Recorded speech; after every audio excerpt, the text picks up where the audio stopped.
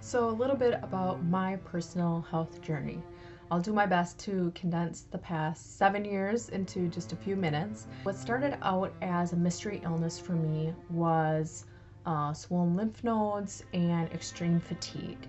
At the time, I was an undergrad student and I was taking organic chemistry. My organic chemistry lab partner had mono.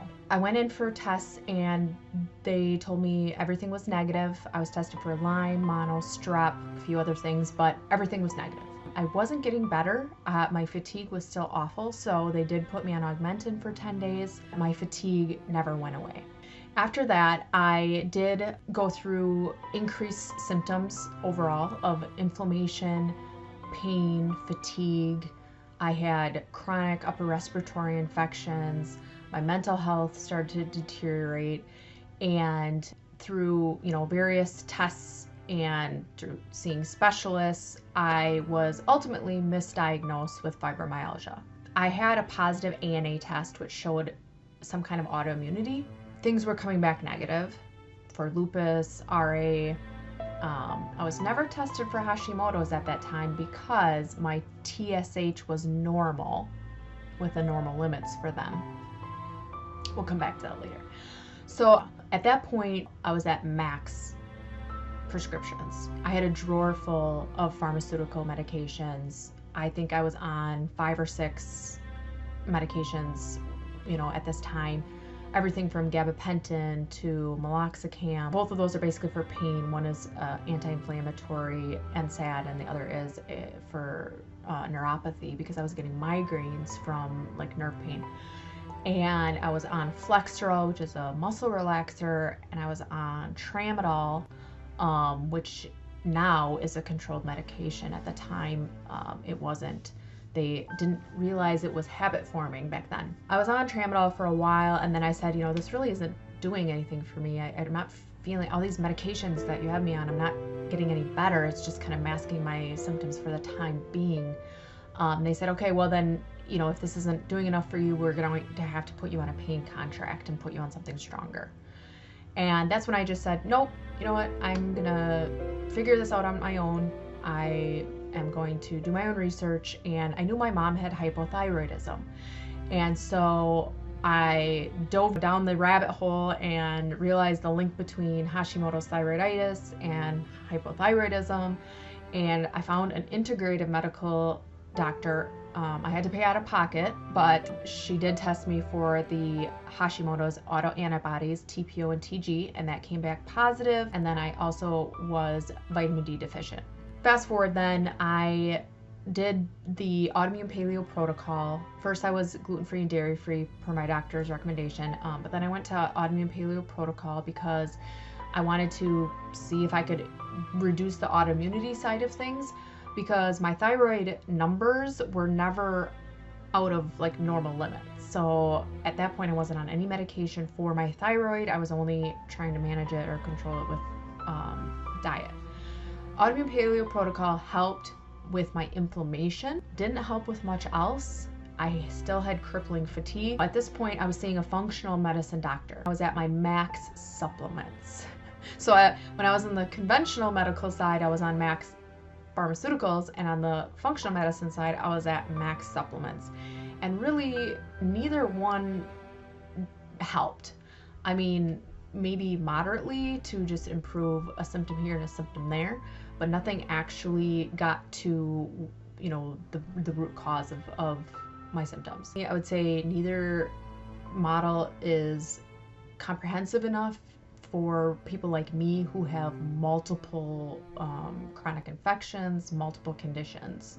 So at that point, after doing the autoimmune paleo protocol for about a year, I was having really a hard time reintroducing any foods. I was having very, very strong food intolerances.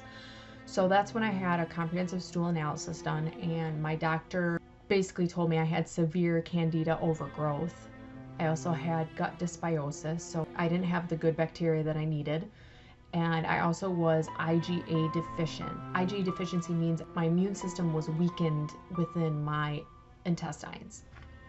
So that all goes along with leaky gut, and that all goes along with food intolerances. So I was put on a statin for that, candida overgrowth, and that was awful. I was on it for 30 days and I just could not tolerate it any longer than that. I had Herx reaction the entire time, so I knew I still had candida at the end of the 30 days, but at that point I decided, I'm just gonna stick with the anti-candida diet and try to kind of take this approach from what's actually the cause of the candida, not just killing the candida. My fatigue was not improving, and so I talked to my doctor and I said, can we try medicine? Maybe it'll help.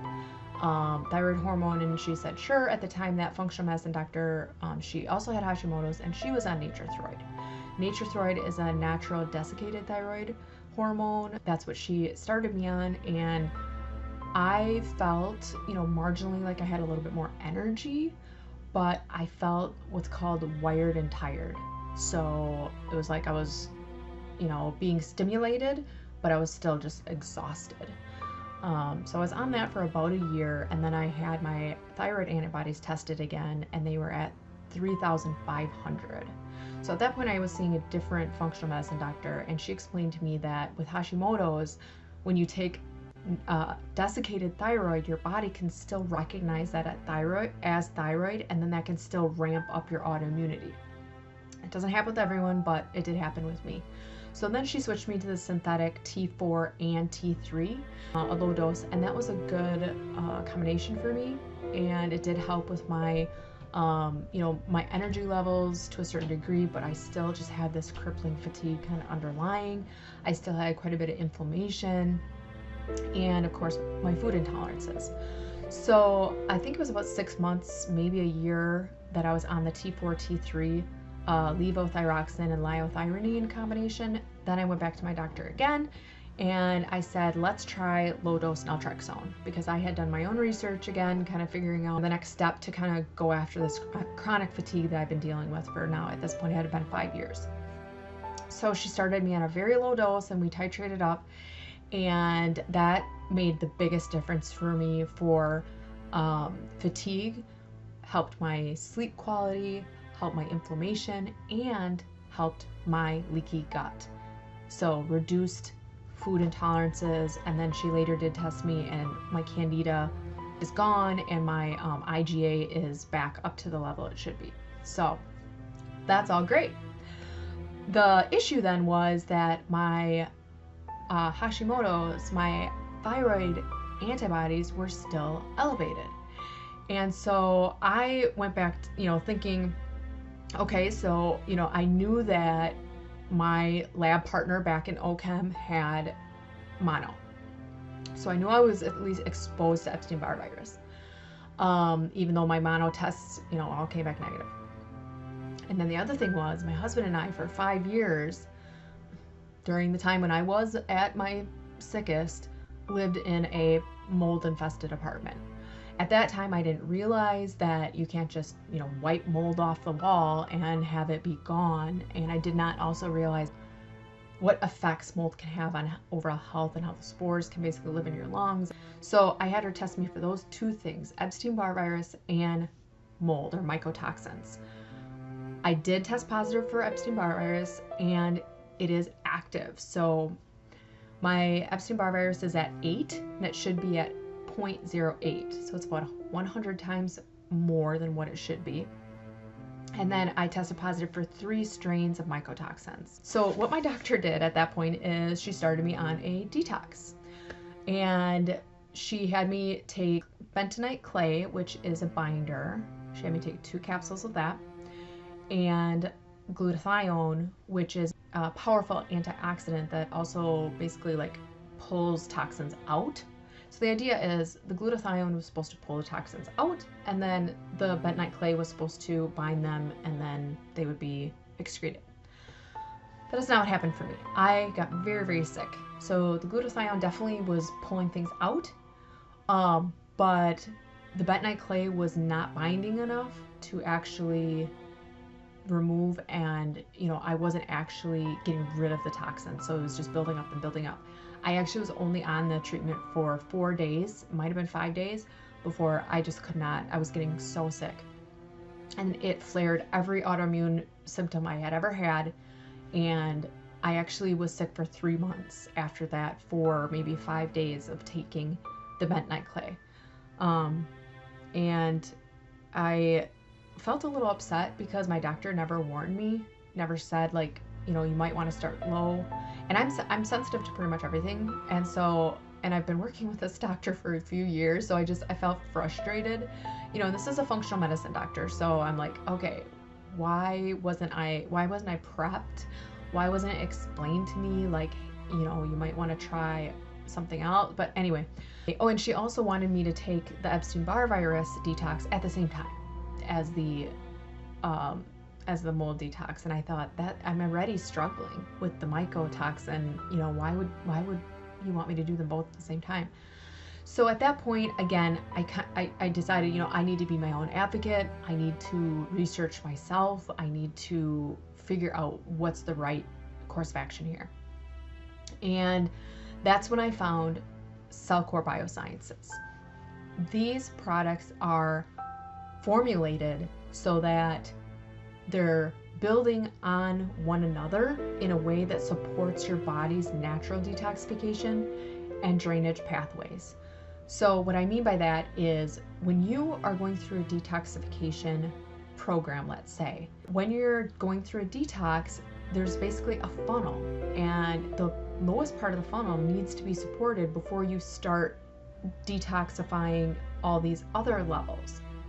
So the bottom of the funnel is your bowels. You have to be moving your bowels in order to actually be getting rid of all these toxins.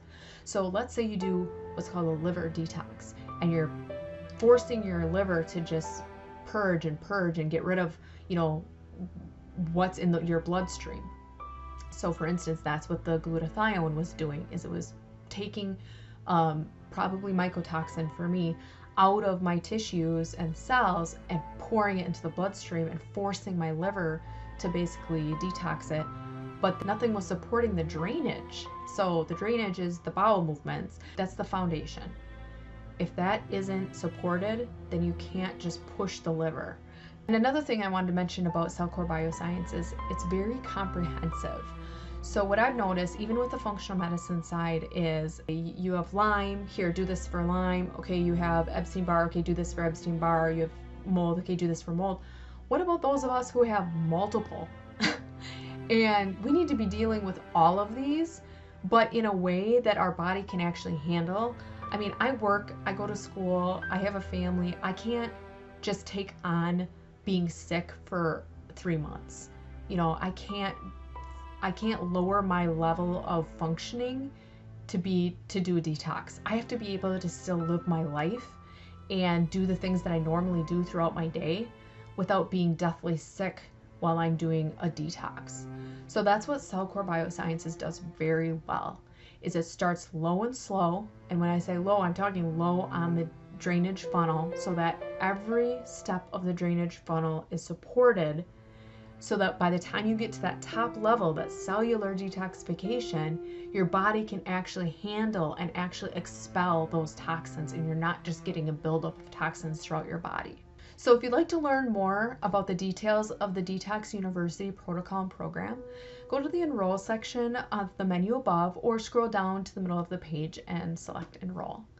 I can't wait to teach you more about cellular detox so you can regain your vitality and start living life to the fullest.